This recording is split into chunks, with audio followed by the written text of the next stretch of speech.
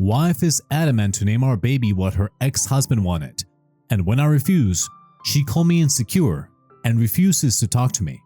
So I talked to her parents, and now she's threatening to divorce me over it. Hey, so my wife Dina and I discovered that we were pregnant about a month ago. We have been married for 3 years. We're both 28, and we intend on going through with the pregnancy. Dina and I went to high school together, but didn't get together until much later. We were friends in high school, but she moved away for college, and that's where she met her first husband, Alex. They got married right after they graduated, when she was around 22, and stayed together for a year before going their separate ways. I'll come to the reason later, but we reconnected when she moved back here right after the divorce.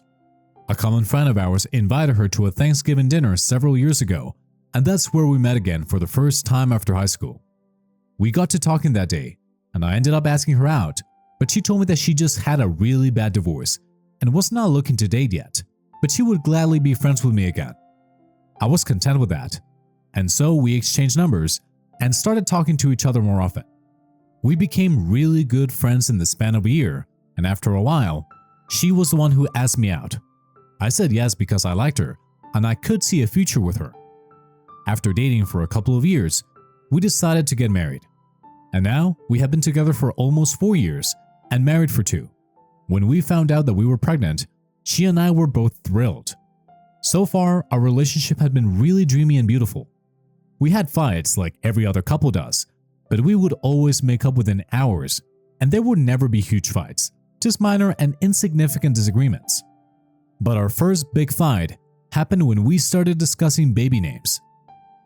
It has just been a month, but Dina has been really excited and started discussing baby names as soon as she found out that she was pregnant. She seemed pretty insistent about the name Philip if it was a boy. It was a nice name, and I didn't have a problem with it, mostly because right now we were just spitballing and we could always change our minds later. Unfortunately, we hit a snag as soon as we announced the pregnancy to our friends. About 2 weeks ago, we decided to host a dinner for a couple of our friends so we could tell them about the pregnancy. Our families already knew, and we had celebrated this whole thing with them, but that was kind of a family-only event and our friends were still in the dark. So we decided to have a separate dinner for them. They were all really happy for us too. Then Dina started talking about baby names at some point while we were having dinner. When she mentioned that she was thinking about naming the baby Philip if it was a boy, I noticed that her best friend Wendy seemed a little shocked but didn't say anything. I didn't think much of it, but after dinner, she told me that she was going for a smoke, but she had forgotten her lighter and asked me if I could lend her mine. Dina doesn't like smoking, so she told the both of us to go out into the backyard and do whatever we had to do. Even up until then, everything was going fine, but as soon as she and I were out of earshot, she told me that she had something very important to discuss with me and started speaking in a really quiet voice. At first, I thought she was going to hit on me and was horrified, but instead, she said something way worse. Apparently, Philip was the name that Dina had decided on during her first pregnancy when she was still with Alex. Wendy started off by saying that, "You probably already know this, but I had no idea about any of it, and everything that she told me was brand new information for me." She told me that Alex and Dina had separated after she lost her baby in the 5th month, and Alex started cheating on her because she was grief-stricken. She and Wendy had been friends ever since they were kids, so she knew everything, and she also knew that Dina and Alex wanted to name their baby boy Philip. But unfortunately, after Dina lost the baby, both of them started fighting almost every day, and Alex ended up cheating on her with another woman from work. He was the one who confessed to her after a few weeks of his affair, and then they got divorced. I had never heard this version of what happened back then until Wendy told me, and this is not something that people discuss anyway, so I couldn't exactly find out the truth from other sources. Dina had told me that she and Alex got divorced because they were fighting a lot since they were just incompatible. They got married young and it was a mistake. That's the version that I heard from her and believed until very recently. It never even occurred to me that she might not be telling me the truth, because why would she want to lie to me about something like this? I won't judge her regardless of which version she told me, and also it wasn't like she came off looking bad in the true story, so I couldn't imagine why she would want to keep that a secret from me. Anyway, Wendy told me that she had a feeling that I didn't know that it was the name that she had picked out with Alex, and felt like it was a duty to tell me about it, even though she was Dina's best friend. I thanked her for telling me about the context of the name, but she had no idea that she had told me a lot more than just the story behind the name.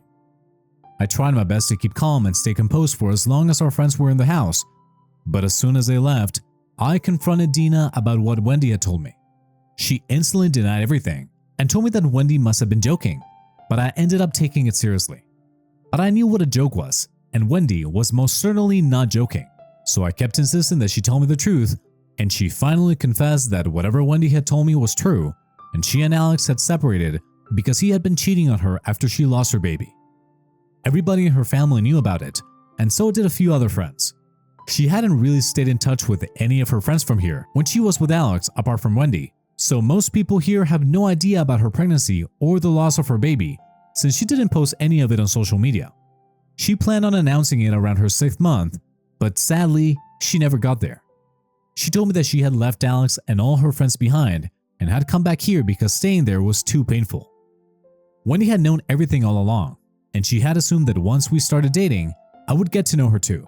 But given the sensitive nature of the topic, it never came up, and I never found out the truth until that day. Her family knew, but they had been told not to share it with me because she didn't want me to know about this. She said that it was really personal, and it was a very traumatic experience for her, which is why she never wanted to talk about it again. But as much as I wanted to drop the topic and never bring it up again for her sake, I couldn't do that because I still needed answers.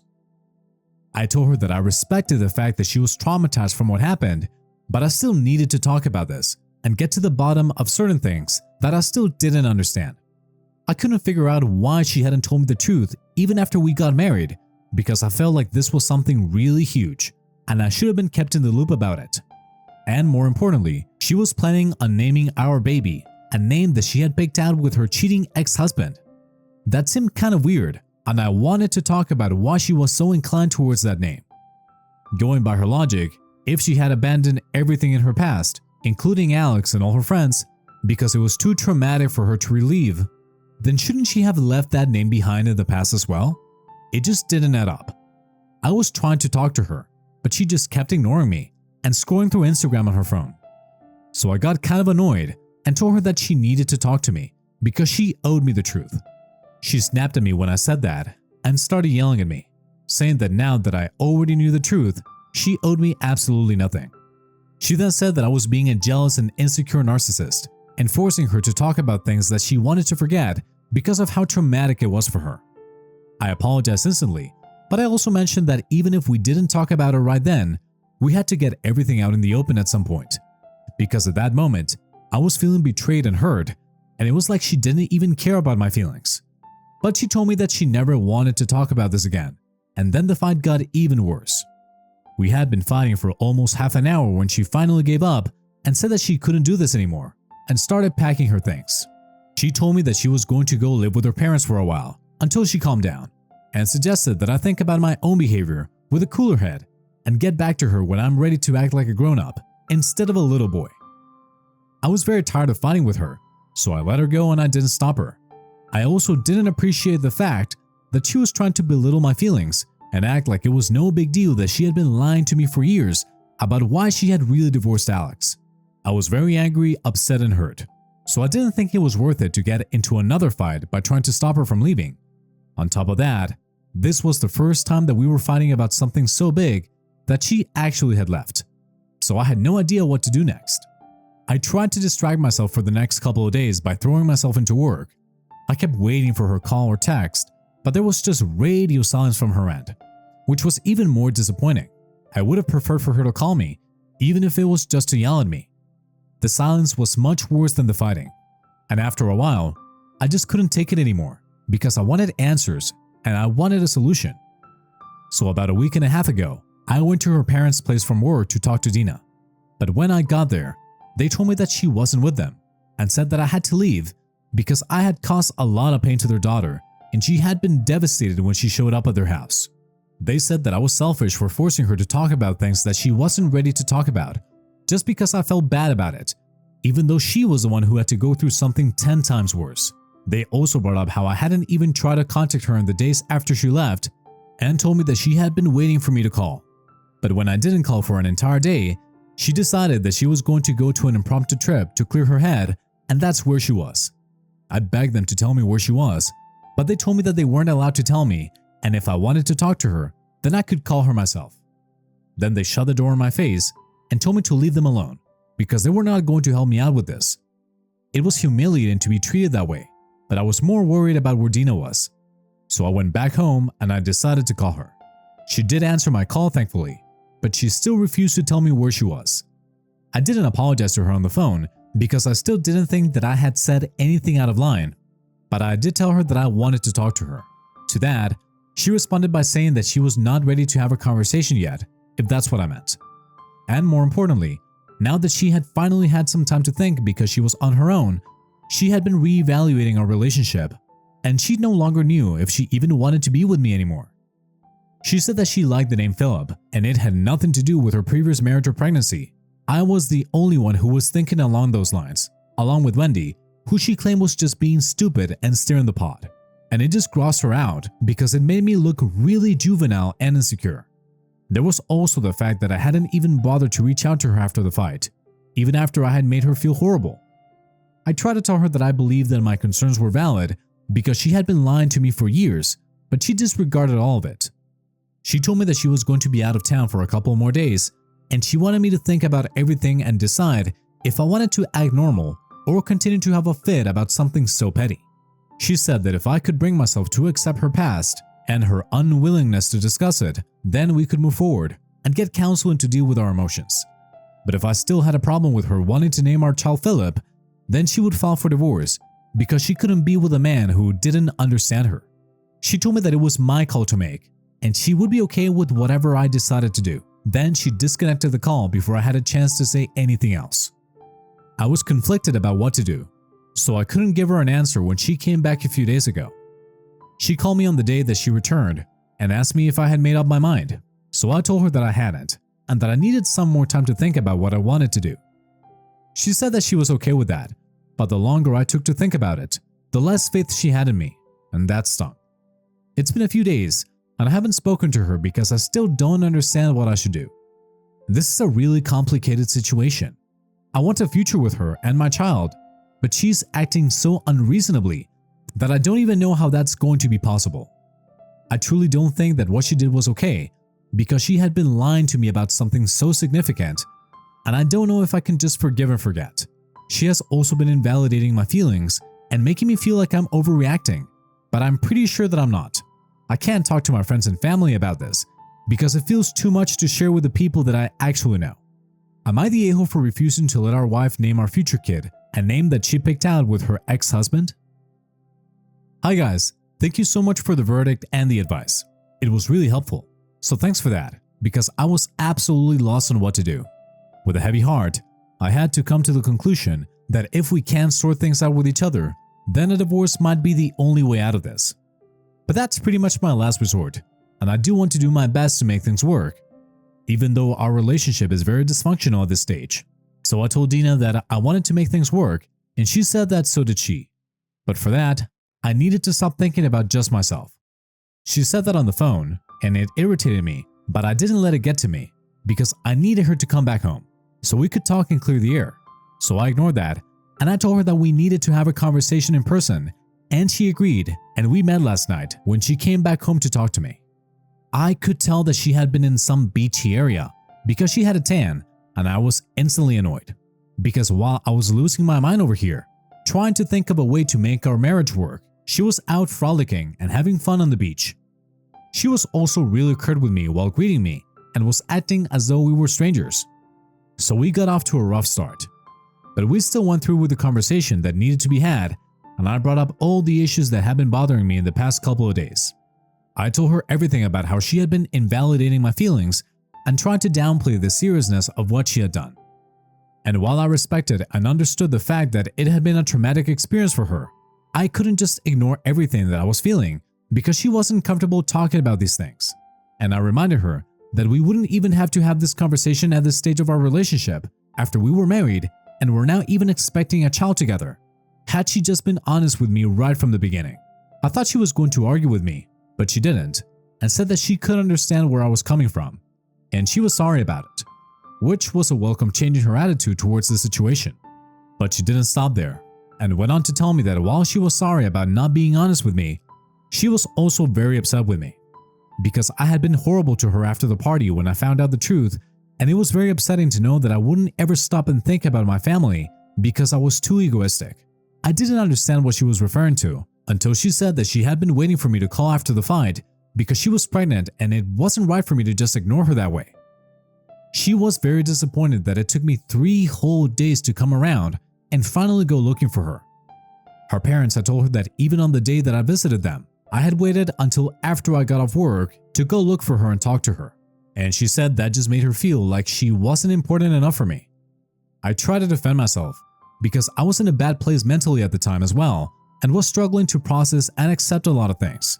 I did apologize for it, but I also said that she could have reached out to me as well, and to that, she said that she shouldn't have had to because she was the one who was pregnant and I should have been more concerned about her.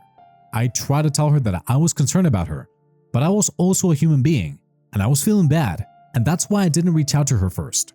So then she brought up how I didn't even try to find out where she was when I got to know that she wasn't staying with her parents and was out on a solo trip.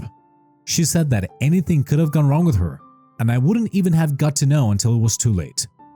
I thought it was weird that she was turning all of this around me, so I told her that I didn't go looking for her or try to find out where she was because I could understand that she wanted some time away from me and all our relationship issues, which is why she left in the first place, and I didn't want to intrude and make her even more mad.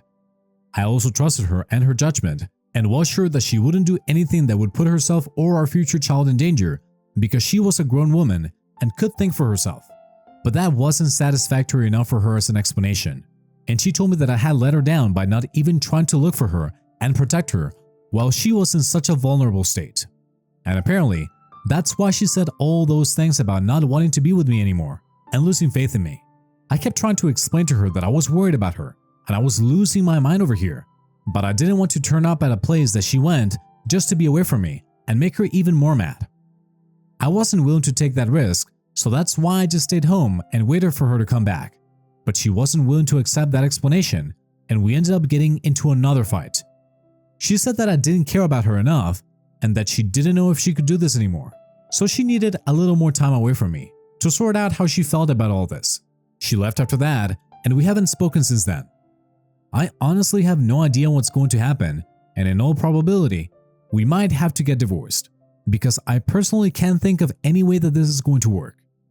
It's been frustrating for me because I really wanted to make things work, but it appears to me that she isn't willing to budge from her stance and is bent on making me out to be the bad guy just for expressing my emotions and feeling things. So I found out something really terrible a couple of hours ago, and I guess I should have seen this coming. I was talking to Wendy about the situation with Dina because nobody else knew her as well as she did, and I was hoping that she could help me out here somehow. We hadn't spoken ever since the day of the party, and I hadn't told any of my friends or family about the kind of fights that Dina and I had been having. But today, I just couldn't stop overthinking about literally everything and decided to call Wendy for help. And I'm so glad that I did, because I don't think I would have found out about Dina and her affair otherwise. That's right, she has been cheating on me. I don't know for how long and I don't know why, but she's back with Alex now. Wendy told me that she had actually been waiting for me to contact her as soon as she answered my call, and that was kind of confusing because it wasn't as though she and I were close and talked on the phone very often.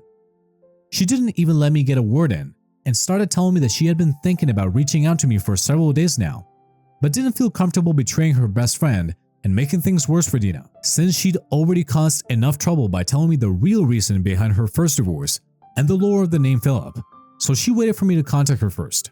She then sent me a picture that Dina had uploaded on her Instagram story a couple of days ago, and I'm sure that she had hidden it from me by changing the privacy settings because I hadn't been able to see any of her stories ever since our fight. I didn't understand what it was about because it was just a picture of her in a bikini, lying on a lounge chair on the beach with her sunglasses on. It was a cool picture, but that was about it, and I didn't notice anything off. But then Wendy pointed out an arm in the corner. Another guy was lying on the next lounge chair, and the person had been cropped out, but their arm was still in the picture. It was definitely a guy, and Wendy told me that she didn't think there was anything weird about it either, until she noticed that there was a tattoo on the guy's arm, near their wrist. On zooming in, she found out that it was a motorcycle tattoo, identical to the one that Alex had. It was a very minute detail and nobody would have noticed it. But she told me that she remembered it from when Alex first got it, and Dina sent her thousands of photos when they were married. Wendy had even messaged Dina to ask if it was Alex that she was on the beach with, but she didn't say anything and just responded with a motorcycle emoji. Wendy told me that she wasn't exactly sure if it was Alex or just somebody with the same tattoo, and even tried to say that maybe it wasn't even the same tattoo because it was quite pixelated. But I could very clearly make out that it was in the shape of a motorcycle. It wasn't that pixelated, and Wendy was just trying to second guess herself so I wouldn't feel bad. But as soon as I heard that Dina had responded with a motorcycle emoji, I started feeling sick to my stomach. It was quite typical of Dina to act smug about these things, and I already knew, deep down, that she had indeed been cheating on me. After my phone call with her, I decided to call my dad immediately and asked him to put me in touch with a divorce lawyer at the earliest because I wanted to be out of this marriage. I texted Dina and asked her about that picture, but she hasn't replied to me yet, and I really don't need her to respond because I already know the truth. I know that she had definitely been cheating on me, and that's why she was fighting with me so much. There was just no other explanation for how strangely she had been behaving. I feel terrible about it, of course, but this just gives me an excuse to leave and put myself first without feeling guilty, and I needed that. Because I'm just sick of constantly dealing with her and these fights. I can't do this anymore, and I want nothing more than to be away from her. Hi guys, so it's been 2 months since I filed for divorce. There was a lot of drama when I accused Dina of cheating on me with Alex, but eventually she confessed that she had, and had been hooking up with him behind my back for almost a year. Alex had reached out to her last year when he was around for a work conference, and she decided to meet him for one last time without telling me because she wanted closure. But they ended up getting together, and he even quit his job and moved here permanently so he could be closer to her. She had been trying to build up the nerve to tell me that she was with him, but just couldn't do it. She did apologize to me for it, but that apology meant nothing. So there is a real chance that the baby might not even be mine, and we are waiting for it to be born so we can judge who gets custody. I have made up my mind that if the baby turns out to be mine, then I get full custody, and if it isn't, then they can keep it. I'm seeing a shrink to deal with all my feelings and trying to make sense of my life right now. It's going decently, and I'm just trying to hold myself together. Thanks to everyone who reached out to me here and commented on my post. It's really nice of you guys. Hey, so quick update. The baby was born a month ago. He's mine and I get full custody. The divorce also came through a couple of months back, and I got to keep everything that belonged to me. No alimony either, which was a huge bummer for them, but that's what cheaters get. Nothing. I'm doing considerably better than before and finally getting my life back together. It's much easier when you don't have a crazy wife to deal with. Again, thank you so much for checking in on me, folks. That was it for today's story. Thank you very much for listening. Smash that like button for me and subscribe for more stories. Thanks again, and we'll be seeing you in the next one.